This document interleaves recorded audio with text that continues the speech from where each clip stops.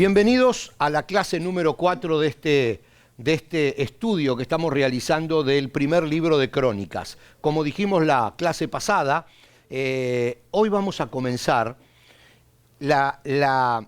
digamos, el estudio detallado de la vida del gran rey David, visto desde Crónicas, por supuesto, pero vamos a tratar de entender algunas cosas de la vida de David que a veces no se ven a simple vista, que cuando uno lee los Salmos o cuando uno lee la historia del rey David en Primera de Samuel, en Segunda de Samuel, en el Libro de los Reyes o ahora aquí en Crónicas, a veces como que hay algunos detalles que se escapan. Vamos a hacer el esfuerzo de enfocarnos en algunos detalles importantes de la vida de David, que nos hablan de quién es él o quién fue él y por qué en algún momento Dios mismo dijo: este hombre es un hombre de acuerdo a mi corazón, dijo Dios. Que eso significa, es alguien que me agrada como es. Entonces, tenemos una guía muy importante allí para saber qué tipo de hombre y mujer le agrada a Dios. Cuando nosotros estudiamos historia, queremos sacar palabra de Dios para nosotros hoy. No es simplemente historia, no es simplemente un relato, un detalle, una lectura, sino estamos abiertos a que Dios nos hable a través de lo que estudiamos de la historia del pueblo de Israel. Más específicamente las crónicas, que es el detalle escrito de una cronología, cómo fueron sucediendo las cosas. Entonces hoy comenzamos con David. Vamos a leer el pasaje último que leímos la clase pasada para engancharnos. Y ahí vamos a ir tratando clase tras clase de enfocarnos en esas particularidades que nosotros deberíamos tratar de imitar porque a Dios le gustan. Así que prestemos atención a esto. Bueno, vamos leyendo. Dice Primera de Crónicas, capítulo 11, los versículos 1 al 3, que los leímos la clase pasada cuando terminamos y que los tenemos ahora aquí en el slide, en la pantalla. Dice: luego todos los israelitas se presentaron ante David en Hebrón y le dijeron: somos de la misma sangre. En el pasado, aun cuando Saúl era rey, vamos a ir recordando todo esto, vamos a recordar que David, cuando era un niño, fue ungido rey por el profeta Samuel. Llegó a la casa y lo ungió por orden de Dios, pero era un muchacho, era un pastor de ovejas, era el más chico de la familia, no tenía ni la más remota idea de lo que estaba sucediendo. Pero Dios dijo: este va a ser el rey de Israel. En ese entonces estaba Saúl en el reinado de Israel. Comenzó a pasar el tiempo, entraron en guerra, los hermanos de David fueron a la guerra, el padre de David le dijo a David, que era un muchachito: andá a llevarle comida a tus hermanos que están en el frente de batalla. David va al frente de batalla, le lleva el sanguchito a los hermanos dicen: ¿qué está haciendo este mocoso acá? Y lo quieren echar, pero David se queda y escucha ¿a quién? A Goliat, que está insultando a las tropas de Israel porque nadie lo enfrenta. Y entonces David dice: ¿quién es este gigante con esa cara? Dice: viene a insultar a las tropas de Jehová. O sea, se ofende David. Y era un muchacho. Entonces se presenta y dice: yo voy a luchar con ese gigante. Y entonces, bueno, imagínense la situación, pero David insiste y va a luchar contra Goliat y lo vence. Todos conocemos la historia. A partir de ahí, empieza a tener el respeto de las tropas de Israel. El respeto. Vamos a dejarlo ahí, nada más. Pero no solo eso, porque resulta que Saúl había dicho que el soldado que venza a Goliat no pagaría más impuestos y además se iba a casar con una de sus hijas. Así que David se casa con una de sus hijas. Ahora también vamos a ver esa historia, que es muy interesante. Entonces David se mete en el palacio. Saúl no sabía nada que había sido ungido hacía años como el futuro rey, ni se lo imaginaba. Saúl, sin saberlo, mete a David en palacio y le empieza a enseñar cómo gobernar a su lado y hasta casado con su hija. Y con el respeto de las tropas de Israel. Así que Dios va armando las cosas para que David llegue al trono como Dios quería. Recordemos además que el Mesías descendía de David, descendía de la casa de David. Era todo, había toda una historia por venir. Para nosotros ahora es historia, en ese entonces era futuro para ellos, ¿no? Que había que estructurarla, que había que armarla. Entonces acá dice que cuando muere Saúl, fíjense, muere en batalla Saúl, lo vimos la clase pasada, creo, o la anterior, el libro de Crónicas nos relata que luego todos los israelitas se presentaron ante David en Hebrón y le dijeron, somos de la misma sangre, en el pasado, aun cuando Saúl era rey, en realidad era usted, le dicen a David, quien dirigía a las fuerzas de Israel. Y el Señor su Dios, le dicen a David, le dijo, tú serás el pastor de mi pueblo Israel, tú serás el líder de mi pueblo Israel. O sea que el ejército reconoce en David a su líder. Y entonces le dicen los militares, le dicen, de modo que allí en Hebrón David hizo un pacto ante el Señor con todos los ancianos de Israel.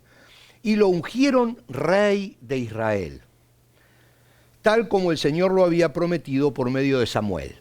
Y ahí entonces se cumple aquella profecía del pasado cuando Samuel lo había ungido a David siendo un niño como futuro rey de Israel.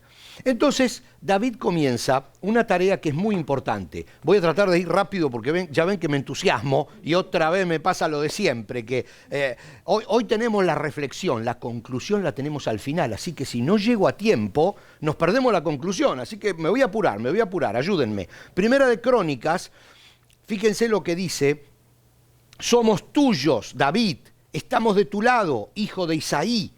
Que la paz y la prosperidad sean contigo y el éxito con todos los que te brindan ayuda, pues tu Dios es el que te ayuda. Esos son los generales del ejército, lo están reconociendo. Desde que venció a Goliat, ganó ese respeto.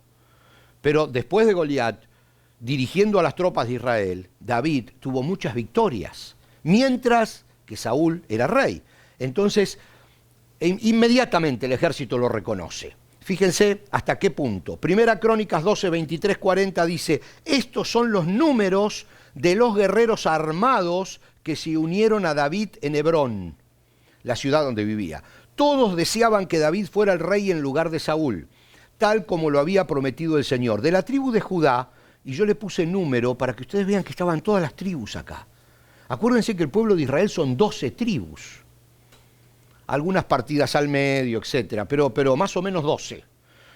De la tribu de Judá había 6.800 guerreros armados de escudos y lanzas. De la tribu de Simeón había 7.100 guerreros valientes. De la tribu de Leví había 4.600 guerreros. De la tribu de Benjamín, parientes de Saúl, había 3.000 guerreros. Hasta los parientes de Saúl estaban con David. De la tribu de Efraín había 20.800 guerreros valientes, cada uno muy respetado en su propio clan. De la media tribu de Manasés, porque la tribu de Manasés se había dividido, al occidente del Jordán, se habían quedado del otro lado del Jordán, espero que recuerden la historia y si no van a tener que ver las clases de atrás, dice, fueron designados por nombre 18.000 hombres para ayudar a David a llegar a ser rey. De la tribu de Isaacar había 200 jefes, juntos con sus parientes. Todos estos hombres entendían las señales de los tiempos y sabían cuál era el mejor camino para Israel. Me encanta esta frase. Fíjense, la voy a repetir otra vez porque es fabulosa. Dice, todos estos hombres entendían las señales de los tiempos y sabían cuál era el mejor camino para Israel. Entender los tiempos. Qué fundamental que es eso. Qué fundamental. De la tribu de Zabulón había 50.000 hábiles guerreros. Estaban bien armados y preparados para la batalla y eran completamente leales a David. De la tribu de Neftalí había 1.000 oficiales y 37.000 guerreros armados con escudos y lanzas. Ustedes van sumando, ¿no? La cantidad de gente que había en el ejército. De la tribu de Dan había 28.600 guerreros, todos preparados para la batalla. De la tribu de Aser había 40.000 guerreros. entrenados todos preparados para la batalla, y del lado oriental del río Jordán, donde vivían las tribus de Rubén y Gad y la media tribu de Manasés, que se habían quedado del otro lado, porque les había gustado más las tierras del otro lado del río, dice, había 120.000 soldados armados de toda clase de armamentos. O sea, estamos hablando de que todo Israel se había unido para poner a David en el trono. Y esto era la voluntad de Dios, porque lo que quería el Señor era un Israel unido. Y David logra lo que los jueces y lo que todos los anteriores que habían liderado distintas facciones no habían logrado. Lo que Saúl no había logrado, que era la unificación de Israel como una sola nación. Desde Josué, que no estaban unidos. Cuando el pueblo de Israel cruza la tierra prometida, Josué separa las tierras y las familias se van una al norte, otra al sur, otra al este, otra al oeste, y quedan todos separados y débiles por estar separados. Viene toda la etapa de los jueces y todos los problemas que tuvieron y los ataques de los filisteos, los amorreos, los cananeos y todos los eneos que andaban por ahí, hasta que se consolida una nación con David. Bueno, por ahora estamos haciendo historia nada más, todavía no llegamos a la reflexión. Todos estos hombres, dice, llegaron a Hebrón en orden de batalla con el único propósito de hacer rey a David sobre todo Israel. En realidad, todos en Israel estaban de acuerdo en que David debía ser su rey. Festejaron y bebieron con David durante 3 días porque sus parientes habían hecho preparativos para su llegada. Aquí vemos que hubo fiesta. Además, gente de lugares tan lejanos como Isaacar, Zabulón y Neftalí trajo alimentos en burros, camellos, mulas y bueyes. Llevaron a la celebración cantidades enormes de harina, pasteles de higos, racimos de pasas, vino, aceite de oliva, ganado, ovejas y cabras, y hubo gran alegría por toda la tierra de Israel. Hacía mucho tiempo que Israel estaba esperando un líder que los unificara. David toma Jerusalén. Y aquí vamos a empezar rapidito, muy rápido, toda la historia de cómo David estructura, porque es un hombre muy inteligente. O sea, Dios dice que es un hombre de acuerdo al corazón de Dios. Entonces lo primero que tenemos que saber es que era un hombre muy inteligente, muy preparado, astuto. Manso como paloma, diría la Biblia, pero astuto como serpiente. David toma Jerusalén, que hasta este momento no era la capital. Después, dice 1 Crónicas 11, 4 al 9, David fue con todo Israel a Jerusalén, o Jebús, como solían llamarla anteriormente, donde vivían los jebuseos, los habitantes originarios de esa tierra. El pueblo de Jebús se mofaba de David. Jamás entrarás aquí. Pero David tomó la fortaleza de Sión, la que ahora se llama Ciudad de David. O sea, lo primero que hizo David, movilizó todo el ejército y eligió Jerusalén como su capital. Y la conquistó. Estaba dentro del territorio, pero estaba bajo el control de los jebuseos, que era un pueblo. David había dicho a sus tropas, el primero que ataque a los jebuseos será el comandante de mis ejércitos. Así que Joab, cuya madre era Sarbia, una hermana de David, fue el primero en atacar y entonces llegó a ser el comandante de los ejércitos de David. David hizo de la fortaleza su casa, fíjense, y es por eso que se llama Ciudad de David. Esto es muy importante porque aquí se enganchan las profecías hasta el nacimiento de Cristo. Extendió la ciudad desde los terraplenes hasta las zonas circundantes, mientras que Joab reedificaba el resto de Jerusalén. David se hacía cada vez más poderoso porque el Señor de los ejércitos celestiales estaba con él. Seguimos con historia. La unificación de Israel no estaría completa hasta que el arca del pacto tenga su lugar en la capital. Y aquí vemos la astucia de este hombre que supo entender la historia. Desde que Israel había salido de sus 430 años esclavo en Egipto, habían entrado como una simple familia, los hijos de Jacob, y habían salido como una nación de más de 1 millón de personas, el Señor los había hecho frenar en el monte Sinaí para que escribieran la constitución de la nueva nación, que son las reglas, los mandamientos, entre ellos los 10 mandamientos, que son los más importantes. Pero además el Señor le había dicho, construyan un arca, porque en ese lugar, esa caja, que va a tener adentro símbolos muy importantes, que son las tablas de la ley, la vara de Aarón que reverdeció, que significa la línea sacerdotal, e iba a tener el maná, que era un recordatorio de que Dios tiene el control y el mantenimiento de su pueblo. Dentro de esa caja, dice que es el arca, desde la tapa de esa caja yo me voy a comunicar con ustedes. Y tiene que estar en el templo, que tienen que armar y desarmar, porque a partir de ahora van a caminar 40 años. Ellos no lo sabían, pero Dios sí.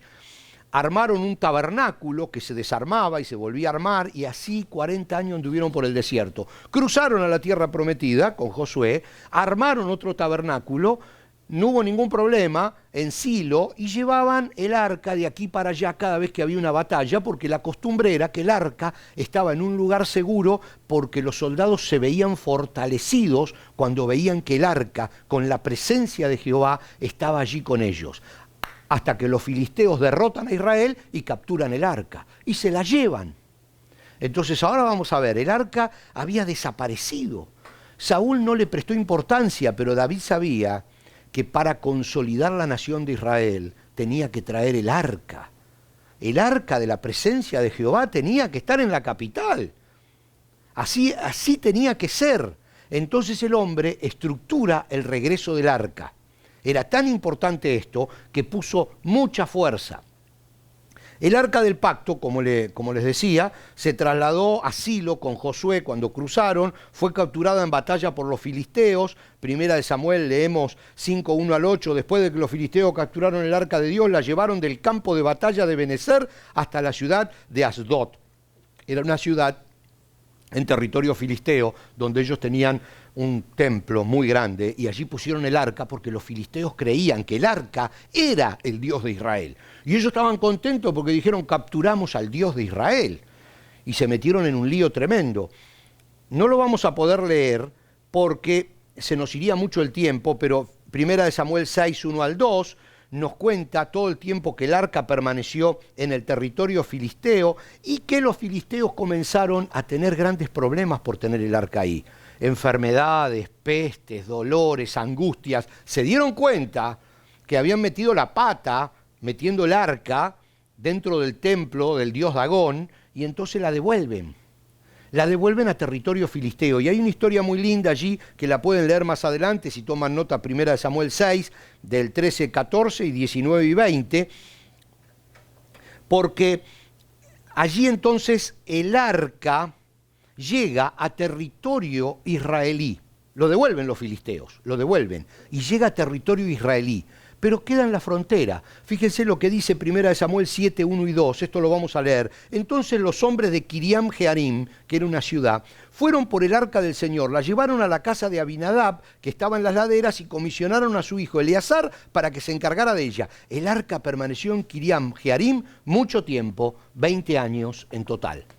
Casi le diría que Saúl se olvidó del arca. Por eso fue tan malo como rey. Se olvidó hasta del arca. Imagínense, era el lugar donde Dios se mostraba con su pueblo. La dejó perdida. Pero David apenas se sentó en el trono y fue coronado rey, dijo, hay que ir a buscar el arca, señores. Entonces, David comienza el proceso de traslado del arca. Esto tampoco lo vamos a leer porque ya veo que si no, no llegamos a la reflexión. Pero se los cuento rapidito. David consulta a todos los generales y le dice, señores, tenemos que ir a buscar el arca. El arca está en territorio nuestro, no tenemos que luchar para ir a buscarla. ¿Por qué? Porque está en la ciudad de Kiriam Jearim.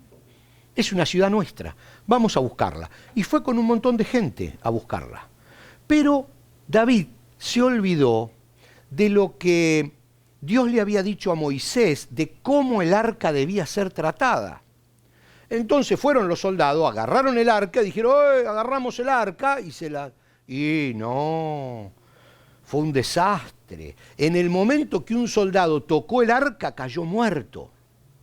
Y eso se cuenta todo aquí, Primera de Crónicas 13 y también en Samuel. Entonces David se asusta y la deja en la casa de una familia, en otra familia, y se vuelve a Jerusalén. Entonces miren, porque aquí viene una parte, bien interesante que quiero contarles. David estudia en las Escrituras y consulta con Dios cómo hacer para traer el arca. En un principio, su impulso lo llevó y quiso caminar hasta más rápido que Dios, porque quiso traer el arca y listo, y se olvidó que hay ciertas cosas que hay que guardar, que no se puede hacer todo a lo apurado y de la manera que uno quiere cuando se trata de las cosas del Señor.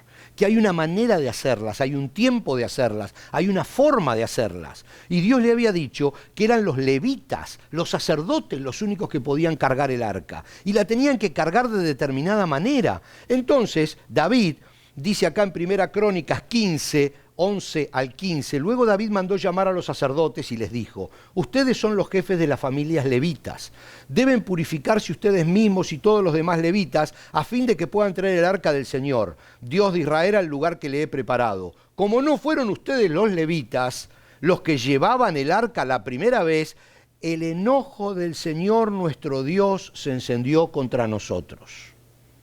Hay una manera de hacer las cosas y por apurado casi David tiene problemas muy serios. No habíamos consultado a Dios, dice David, acerca de cómo trasladarla de la manera apropiada. Así que los sacerdotes y los levitas se purificaron para poder trasladar el arca del Señor, Dios de Israel, a Jerusalén. Entonces los levitas llevaron el arca de Dios sobre los hombros con las varas para transportarla, tal como el Señor le había indicado a Moisés. Y estamos llegando a la reflexión de hoy. Traslado del arca. Luego David, dice Primera Crónicas 15, 25 al 29, lo tenemos en pantalla, y los ancianos de Israel, junto con los generales del ejército, fueron a la casa de Obed-Edom, donde habían dejado el arca, para trasladar el arca del pacto del Señor a Jerusalén con gran celebración. Como era evidente que Dios ayudaba a los levitas, ahora las cosas se estaban haciendo como Dios quería, como Dios había ordenado. El tema es que él no había leído la Biblia, por decirlo así. Estaba queriendo hacer las cosas con muy buenas intenciones, pero no había leído la Biblia. Entonces enseguida se dio cuenta, se retiró, leyó la Biblia, consultó y comenzó a hacer las cosas como Dios quería. Como era evidente que Dios ayudaba a los levitas mientras llevaban el arca del pacto del Señor, sacrificaron 7 toros y 7 carneros. Quiere decir que se alegró todo el pueblo, porque descubrieron que cuando las cosas se hacen como Dios quiere, salen bien. Básicamente salen bien. David estaba vestido con un manto de lino fino, etcétera, etcétera, etcétera, y había música y bailaban, pero cuando el arca del pacto del Señor entraba a la ciudad de David, y aquí viene la reflexión de hoy, Mical, lo están leyendo al final del párrafo, Mical, hija de Saúl, se asomó por la ventana cuando vio que el rey David saltaba y reía de alegría, se llenó de desprecio hacia él. La esposa, la hija de Saúl. Ahora, el libro de Crónicas deja ahí el tema, no sigue con este tema, pero este es un tema muy importante, entonces fuimos a buscarlo a Segunda de Samuel, que cuenta la historia, esta misma historia, y amplía un poquitito más el asunto. Fíjense, Segunda de Samuel 6, 16 al 22 dice: entonces cuando el arca del Señor entraba a la ciudad de David, Mical, hija de Saúl, se asomó por la ventana cuando vio que el rey David saltaba y danzaba ante el Señor y se llenó de desprecio hacia él. Exactamente las mismas palabras que estaban en Crónicas las encontramos en el libro de Segunda de Samuel. Las mismas palabras, pero Samuel agrega algunas cosas más. Así que trasladaron el arca y la colocaron en un lugar dentro de la carpa. Seguimos leyendo, fíjese, Segunda de Samuel 6, 16 al 22. Seguimos leyendo. Así que trasladaron el arca y la colocaron en su lugar dentro de la carpa especial que David le había preparado. Van siguiendo la historia, ¿no? David, dice, sacrificó al Señor ofrendas quemadas y ofrendas de paz. Cuando terminó de ofrecer los sacrificios, David bendijo al pueblo en el nombre del Señor de los ejércitos celestiales. Después repartió a todos los israelitas que estaban allí, reunidos tanto hombres como mujeres, una hogaza de pan, un pastel de dátiles y un pastel de pasas de uva. Luego todos regresaron a su casa. Ambiente de fiesta. Eso es lo que la Biblia dice. Todos estaban contentos, menos Mical, la esposa, que estaba ofendida porque el rey estaba mezclado entre la gente saltando y bailando como un papanatas, según ella.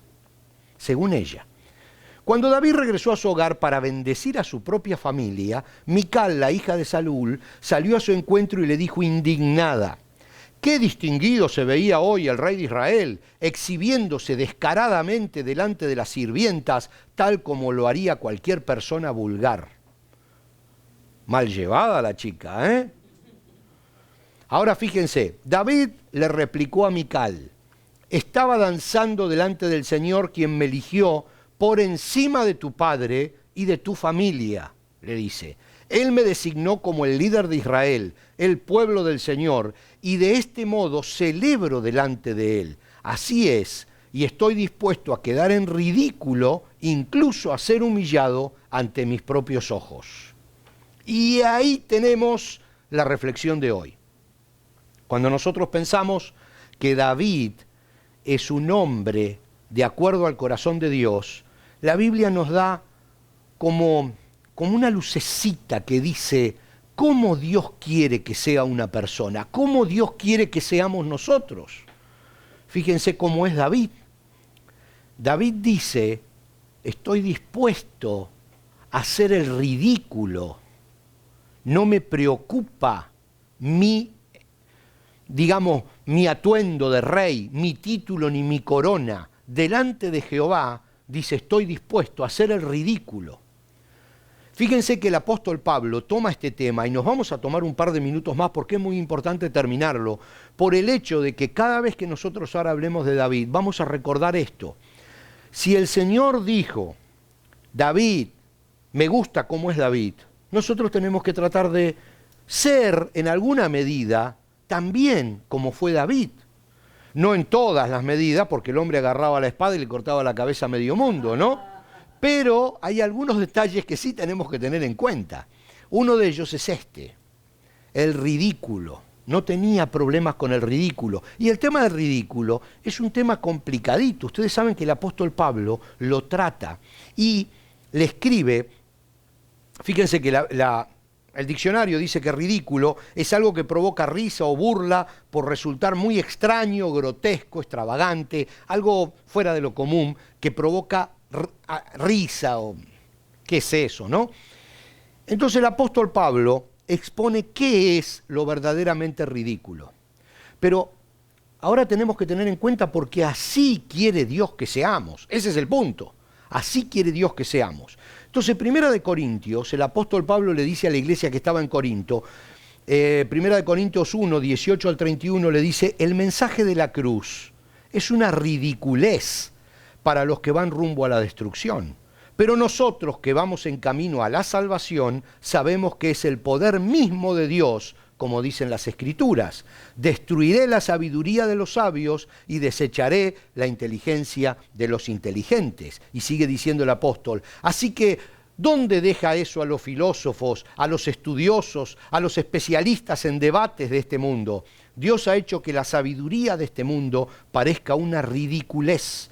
Usa varias veces la misma palabra.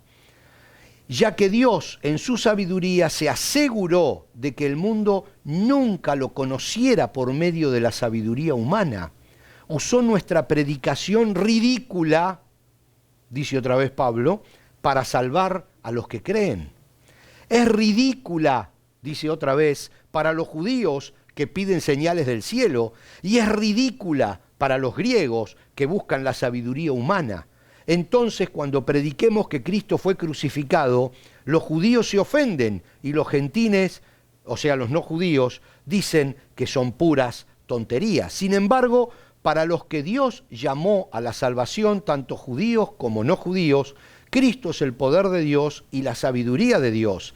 Ese plan ridículo de Dios es más sabio que el más sabio de los planes humanos. Y la debilidad de Dios es más fuerte que la mayor fuerza humana. Recuerden, amados hermanos, le dice el apóstol Pablo a los Corintios, que pocos de ustedes eran sabios a los ojos del mundo, o poderosos o ricos cuando Dios los llamó. En cambio, Dios eligió lo que el mundo considera ridículo para avergonzar a los que se creen sabios. Y escogió cosas que no tienen poder para avergonzar a los poderosos. Dios escogió lo despreciado del mundo, lo que se considera como nada, y lo usó para convertir en nada lo que el mundo considera importante. Como resultado, nadie puede jamás jactarse en presencia de Dios. Dios los ha unido a ustedes con Cristo. Dios hizo que Él fuera la sabiduría misma para nuestro beneficio. Cristo nos hizo justos ante Dios, nos hizo puros y santos y nos liberó del pecado. Por lo tanto, como dicen las Escrituras, si alguien quiere jactarse, que se jacte solamente del Señor. Miren a dónde llega la enseñanza de hoy cuando encontramos a un David que no le preocupa su posición social, que no le preocupa su título de nobleza, que no le preocupa lo que pudiera decir el ejército, y se pone un manto y sale a saltar y bailar adelante del arca de alegría porque lograron traer el arca.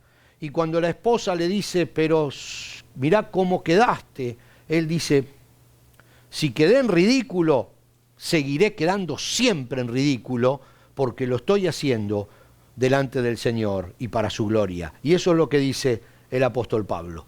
Así que sacamos hoy la enseñanza acerca de esa palabra. David no tenía problema en quedar ante los ojos del mundo como un ridículo. Y ojalá que nosotros no tengamos tampoco problema de quedar ante los ojos del mundo como ridículo, siempre y cuando sea por el Señor. Nos vemos la próxima clase y seguimos con David. Dios les bendiga.